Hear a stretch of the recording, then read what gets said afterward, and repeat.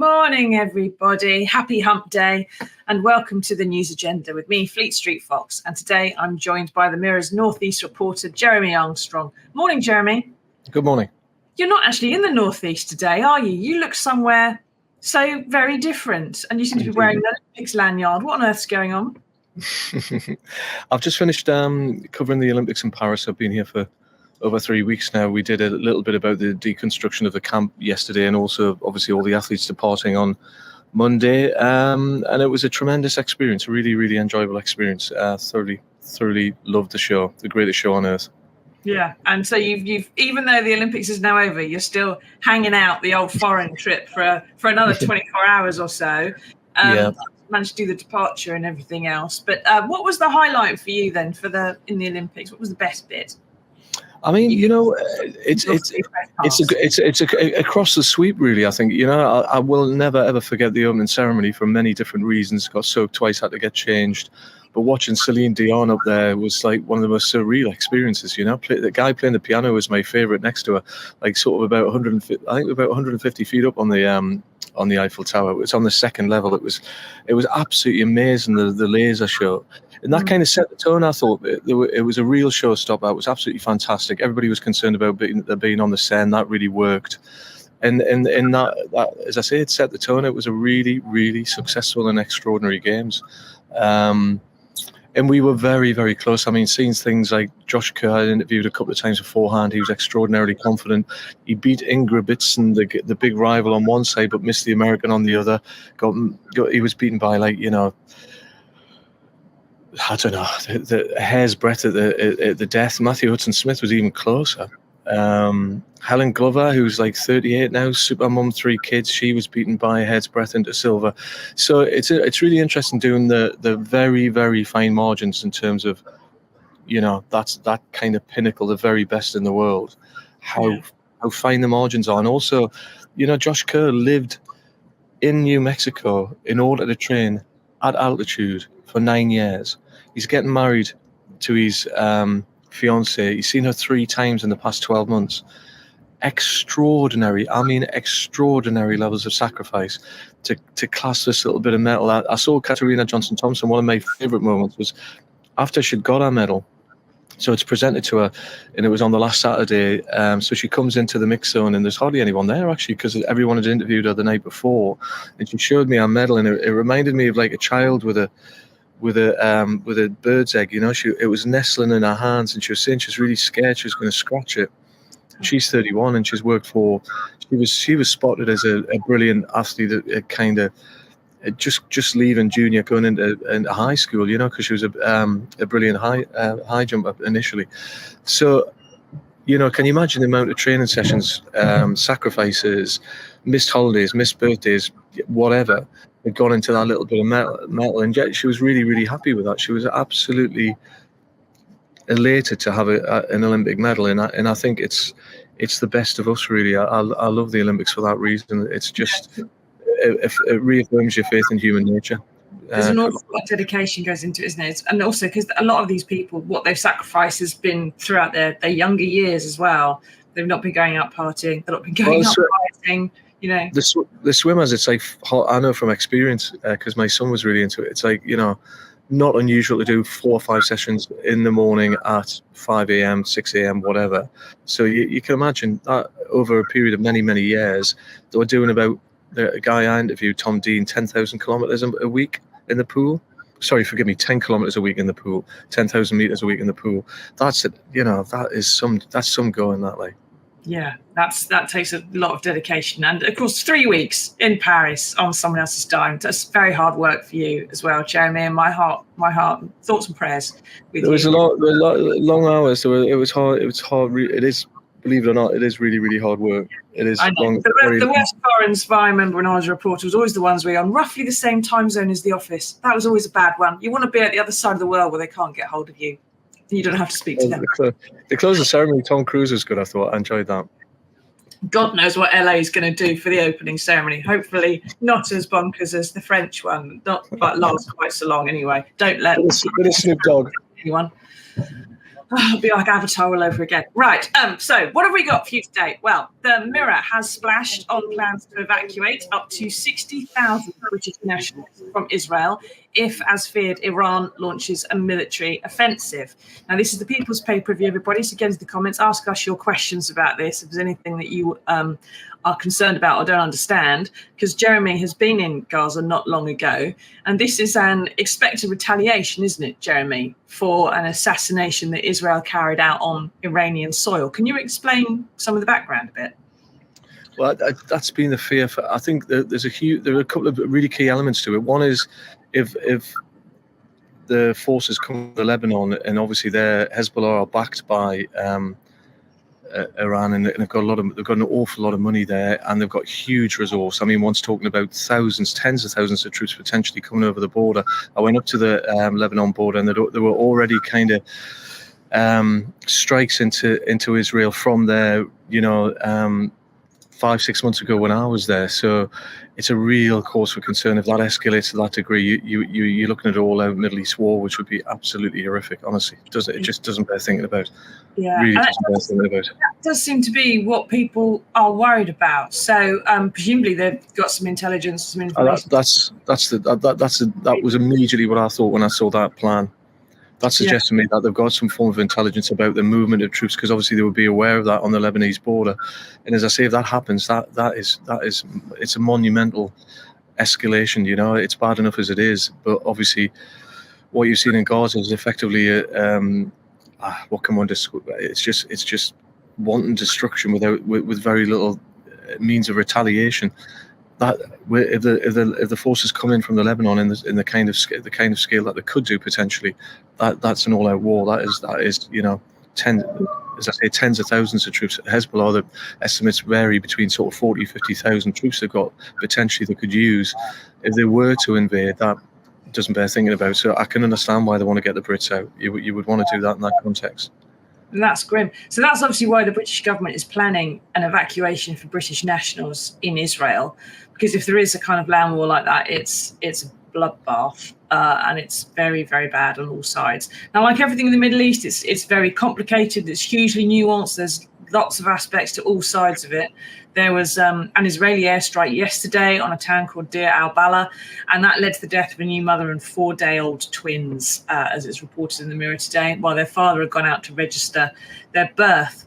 Now, Israel, I don't know, I'm not quite aware, so perhaps you are, Jeremy, but obviously we've had the Israeli land war in Gaza, trying to punish Hamas after the October 7th strikes. It's affected a huge number of civilians and killed a huge number of civilians as well.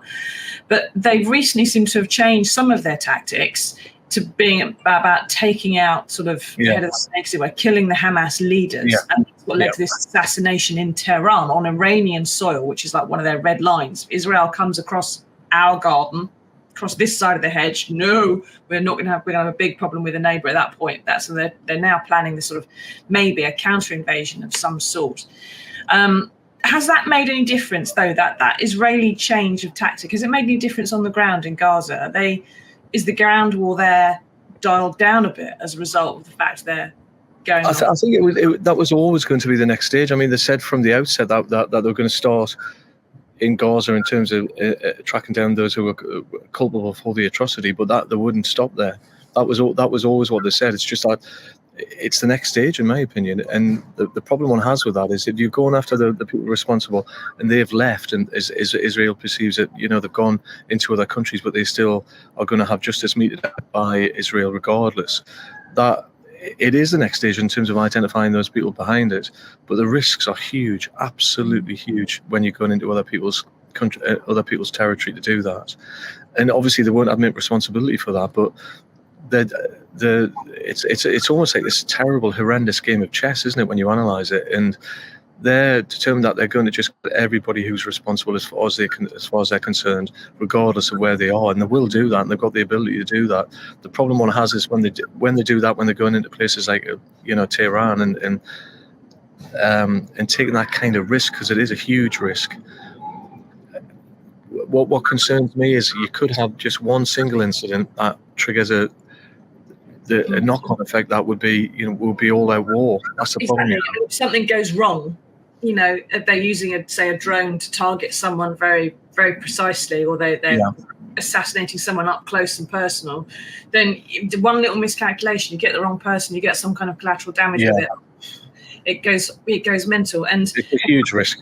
Going into other countries and finding those responsible is something that Israel did really quite reasonably, I would have suggested, in the wake of the Second World War, hunting down the Nazis that ran the gas chambers and everything else and were part of the Third Reich. But of course, at that time, the Nazis didn't really have an awful lot of friends left in the world, and there weren't many governments who were prepared to admit they were sheltering them or were anti the whole idea. Whereas now, the people they're hunting down are people who are able to take shelter and the protection of other governments, aren't they? It looked like, the US is sending a carrier group to the Middle East. The UK is sending jets to Cyprus. There are border force officials going to the British embassy in order to deal with these sort of fairly rapid applications to leave. What do you think, everybody? Do you think this is something that Britain needs to start being worried about, and we need to start getting our people out? Do you think they'd want to come here? Even if they have a British passport, we've got a lot of anti-Semitism problems. It may not be the best place in the world. Leslie says, do you think that Israel is becoming its own worst enemy? A lot of people have said that kind of thing about Israel for a very, very long time, and it does feed into, I'm afraid, Leslie, some of the sort of the tropes that are said about Jewish people, that somehow they're provoking and causing these problems. It's so complicated and nuanced. It's like a vendetta almost, isn't it, that has been going on for so long between two neighbours, that there is no way now of saying who's responsible for one thing, because it's always in response to something the other guy's done. And it's so horribly messy. But one thing, Jeremy, hang on, Chris says, troops have been trained in the north of Wales in recent weeks in readiness for potential threats. Well, they get trained in the north of Wales all the time, but it could be to do with this as well. Now, if the riots that we saw were sort of the first big domestic test for Keir Starmer, this is going to be his first international test, isn't it? How he's going to deal with this is going to sort of tell us a lot about the man. How do you think, he's obviously acting on some kind of intelligence and showing some caution. How do you think he's dealing with this already? How would you imagine he's going to handle it as things go on? I think he's doing the right thing in terms of getting have a state of preparedness and readiness in order to move people very, very quickly. I think it's a really, really sensible thing to do. And if I were there in that position, I think the vast majority of people would be making plans to leave, to be honest, whether it was to go to stay with relatives who are closer by in the Middle East, or whether it's getting back to the UK. Certainly the ones who are, working for our government, embassy officials and all of that, I would have thought they'd be moving fairly swiftly, to be honest. Yeah, and a lot of what we're seeing, of course, because it's briefings coming out from government, it's a form of publicising it, isn't it? It's saying to people, get out if you can. It's without a shadow of a doubt to raise awareness. But I think, listen, everyone who's in the north of Israel, if you're in that area, everyone's aware of that, because they've already had missile attacks, and that's been going on for months and months and months. And when I was up there, certainly they were really, the random nature of it's really quite, as one would expect, it's really quite scary, isn't it? Because you could, what you were talking about in terms of collateral damage, it was much more apparent in terms of attacks from the Lebanon into Israel. They really don't care what they hit. They were just they were retaliatory, effectively, really, to show that they had the power to do that. And that's why I'm talking about it almost being like a game of chess. It's so dangerous in terms of how quickly that can escalate if it goes awry, if it goes wrong, if they try and get someone in Iran, or and as you say, they use the technology, but they miss. They don't get the person they're after. They get innocent people, which is always a risk in that context. That's a really dangerous game to play, I think. Yeah, I think one positive out of it is probably that in over the past few decades, it's de-escalated more than it's escalated. And there's probably been instances where we're very close to all-out war in the Middle East, where someone has done something that has brought it down a notch, and that's probably happened more often than we're aware of, and it's happened more often than the alternative. So we can only hope that happens again. But it does look like, at least, that Western governments are warning people to get out. And if they can't get out themselves, they're talking about booking commercial flights and so on, and chartering planes to get people out if things get worse. And I'm sure that there are an awful lot of spooks listening in on things go there. And so it's one of those instances where, when there is an unnamed government person briefing someone about something here, I'd pay it a great deal of attention, because they probably know quite a lot. Right, now, on to the main story of the day, if not the year, in fact, and that is the race for the White House. Now, Donald Trump's attack or assault, I suppose we could call it, on the Oval Office looks like it's falling apart just a fortnight after it looked like that he would walk it. Now, Jeremy, when he was shot at, it kind of felt like America was going to sweep him back to power again, no questions asked. He was facing Joe Biden. There was just no issue that he looked stronger in the polls than Biden did. But an awful lot has changed since then, hasn't it? He suddenly looks really shaky. Yeah, I agree. Actually, I think Harris is. There's a real analogy there. A comparison with Keir Starmer is just playing a very, very straight bad, playing safe to her strengths, i.e., talking about when she was working as a prosecutor against people like Trump, and talking about, by definition, therefore, his criminal record and his weaknesses. And I'm the same as you. I mean, I just couldn't see any way back whatsoever after he was shot. With his fist up in the air. I thought that was going to be a turning point in terms of historic proportions, really. But I think Kamala Harris is a different. It does pose a very, very different kind of race, I think. And he seems to be quite unsure about what he wants to do as to how he tackles her. He hasn't managed to find a nickname for her yet. He sort of keeps trying them out. He calls her left dangerous radical, or laughing Kamala, or crooked Kamala, and they don't quite work, so he rolls it back and then tries another one again. But what do you think, everybody? How do you think the race for the White House is changing? How do you think it's going to affect us here in the UK? Because it's one of those issues. It's the biggest economy in the world. It's the main superpower, really. It's going to have a global impact. Whoever takes in the White House, who would you rather see in there? Now, polls are showing, the New York Times did some polling yesterday that showed in Pennsylvania, Michigan, and Wisconsin, all of them swing states, only 3 of them, but all of them swing states. Trump won those before. They are all showing that Kamala Harris is now 4 points ahead in all of them. These are the states you need to win if you're going to get to the White House. Now, Trump's support, it's got to be said, hasn't moved, it hasn't dipped, it's exactly the same. She is not eating into his support yet, but she is energizing the undecideds and Democrats who weren't that keen on Joe Biden. And she, like you say, Jamie, she's doing it by being a bit like Keir Starmer. She's playing up this past as a prosecutor. She's talking about, nice, that messaging, but she's not suggesting a single policy at all. Trump's side having to go at her for being a radical and a lefty, but she's not suggesting anything. No progressive policies of any sort have left her lips. She's just sort of talking about, when we fight, we win, all this kind of stuff. She's being very centrist, very middle of the road, saying the kind of stuff any Democrat would say. Do you think she's maybe seen what's happened here and is copying that? Do you think that she's been on the phone to Keir Starmer and said, tell me how to do it? You do wonder, don't you? Because there are real similarities there. And I think actually it is the right thing to do. I think if you let Trump kind of be hoisted by his own petard and let him make the mistakes which inevitably he does make, I think Biden. I was uncertain whether it was the right thing to do initially because of the short period of time that one has. But actually, I think that's going to work to our advantage. I think she's going to get a bounce out of that by the looks of things.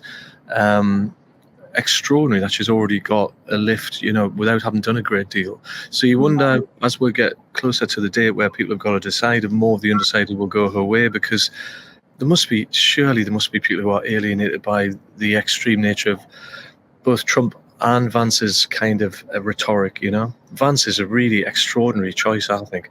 Really extraordinary choice. She's got to bring over the Republicans who are just feeling too queasy about Trump and Vance, and have to, the ones that go, I can't. And that's kind of what her VP pick, Tim Walz, is there to do, to try and bring in the softer Republicans, try and, the white middle America, try and bring them in, while she's concentrating on the coasts and, ethnic minorities and so on.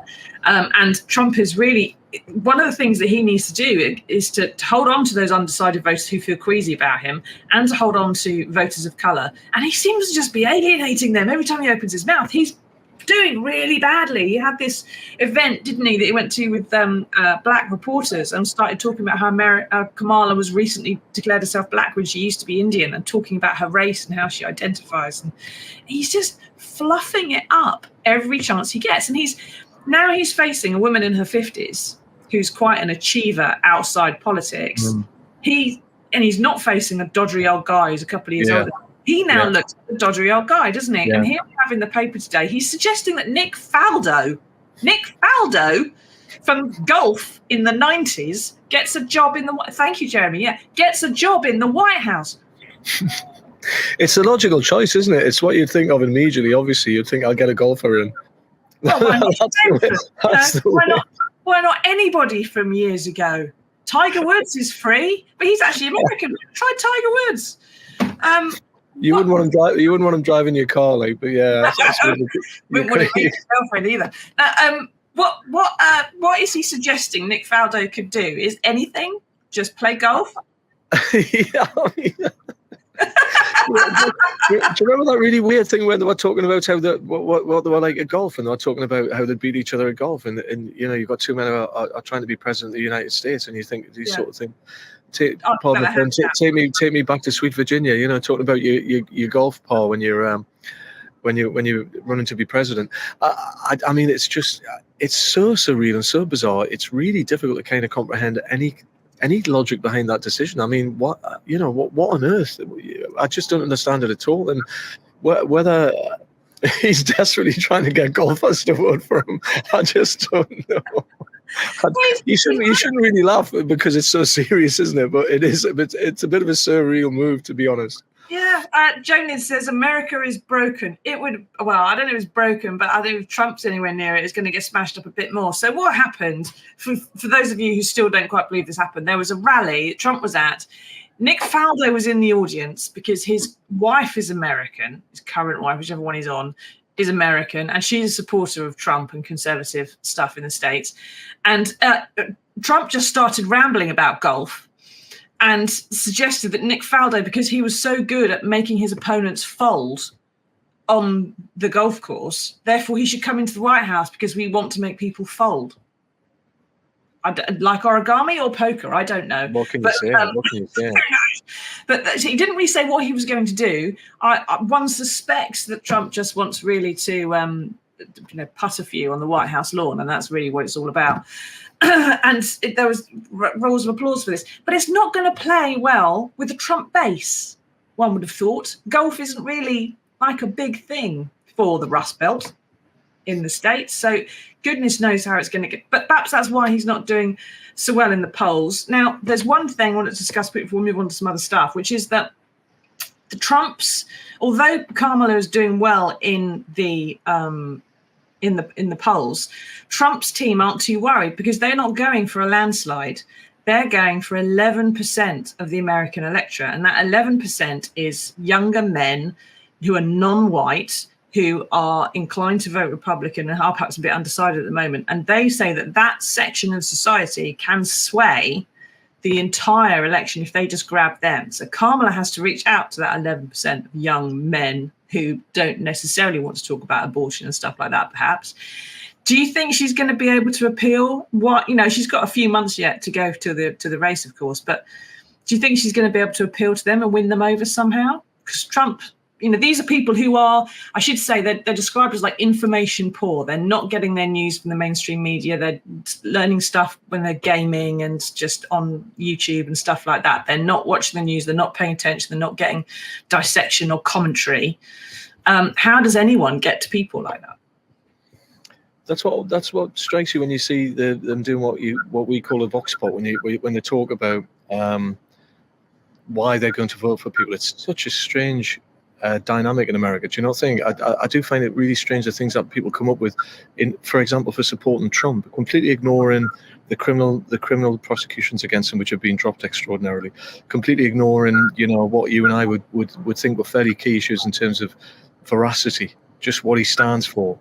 Is he a kind of an honest character in simple terms? And I would have thought, in that sense, what she's doing, as simple as it sounds, is probably the right way to do it, in my humble opinion. So if you've got someone who's simply saying, I've worked prosecuting criminals, he acts like a criminal, he behaves like a criminal, he's been taken to court, and you play into that honesty kind of strategy, inverted commas, it's a very, very, very simplistic view, I know, but one wonders if that will work with everybody. Because if you keep on going for like very niche sort of 10, 11%, young people in particular, how you get to them, how you reach them, that's really, really difficult, I think, isn't it? And so maybe the simplicity of that message could be it's secret in a way. I don't know. Yeah, she's going to have to work, I think, to find something else. I mean, you can stand there all you like and say, look, I'm not a rapist and he is. And it's character as well. I think that's really key. That's what I mean. There are parallels there with Stormer, because Stormer effectively didn't do anything radical whatsoever, did he, when you analyse it? He just played a very straight bat, but kept on talking about his character. And she can do that, and you don't have to do a great deal more than that with Trump in order to say, well, look, do you really think he's the right character? I'm the right person for the job. Just on the simple tenet of honesty. Yeah, if that should make any difference, I would have thought that what happened when he left last time was good enough reason to disqualify him for life, but apparently not in America. Richard says, apart from infrastructure projects like roads and bridges, the Democrats haven't really promoted themselves very well until Harris arrived. Trump says much and then does less, based on the last time, but Harris is the change candidate. Thankfully, either way, you would get low taxes and more oil production. And one of the reasons that apparently Trump's campaign is struggling a bit is because after the assassination attempt, the Secret Service have just stopped him going out. They've had huge problems going on. Oh, no, we're going to let him get shot. And so they've tried to stop him doing so many of these open-air rallies that he lives for. He's not even able to play golf as much, which is maybe why it's playing on his mind. He's starting to wish he had Nick Faldo on the team, because then he'd get to play more golf. So he feels really hemmed in and stuck like that. We saw in his interview with Elon Musk, he's just rambling, stumbling over his words. It's just madness, but that may be partly sort of why things are getting a bit stuck. Maybe that will ease up a bit in the next couple of months as they run to the White House. But I think they put tens of millions of dollars into fighting Joe Biden, and then he pulled out.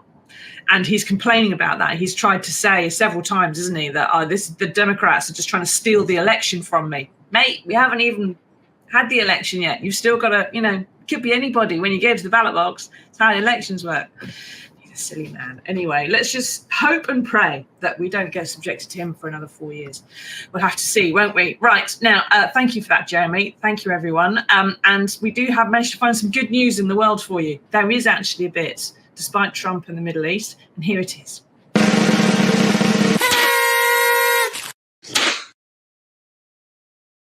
And we've all done it, haven't we? Bought back a cowboy hat, some maracas or a fridge magnet we don't really need from a holiday that already cost us too much, but it seemed like a good idea at the time, and you don't know what on earth to do with it once you get home. But a survey has shown that Brits aren't bothering with tourist tat. It's going out of fashion. 58% of people buy fewer gifts abroad, possibly because of baggage allowances, but also because of the cost of living. Now, Jeremy, in the past few weeks, we've heard an awful lot about poverty driving the riots, poverty driving problems in the Middle East, poverty being the excuse for this, that, and the other. But is this proof, do you think, that when money's tight, people actually behave more sensibly, not less so? I think it's a tragedy in terms of the sombrero. I think that the death of the sombrero can only be regretted on every level. Yeah, what have you got in your suitcase to come back from Paris? It's such a bizarre, what a wacky survey that is, isn't it? Asking people what they do, how much they're spending on sombreros. I mean, what they've done, sort of gone to the Mexican border, presumably. Summer press release. That's what that is. Yeah. I suppose Donald Trump will be really pleased about that, won't he? Less Mexican hats coming in. I mean, it doesn't really surprise me when you look at the cost of holidays and how much we're being squeezed. So in that sense, there's a logic there, isn't there? That people are going away, but not spend on that sort of thing. That that you regret the holiday T-shirt or the sombrero. I feel a bit sad though in a way, because I do love those things that you see, in every household. Certainly when I was growing up, anyway. The clogs from Holland, or the or the really dodgy shirt, the dodgy shirt from Spain or America or whatever. So I feel slightly sad about that, to be honest. I do. I think it's a loss, really, because speaking as someone whose knickknacks and shelves generally have come from a variety of foreign trips around the world to war zones and pleasure palaces, it seems a bit of a pity not to have stuff shoved in your suitcase to bring home as a memento. Here I've got an old perfume bottle called Atom Bomb, which I got from a nuclear veteran, for example. There's a lot of stuff like that in this house. Anyway, I hope you've got something lovely from Paris, some nice cheese, bottle of wine, something else, of course, that you definitely paid for yourself and didn't put through in expenses. And thank you, Jeremy, for taking part, spending your last few hours in Paris with us. Thank you, everyone, for watching as well. We will see you all again on Monday for another edition of the News Agenda. Until then, everybody, take care, stay safe. Tatty bye.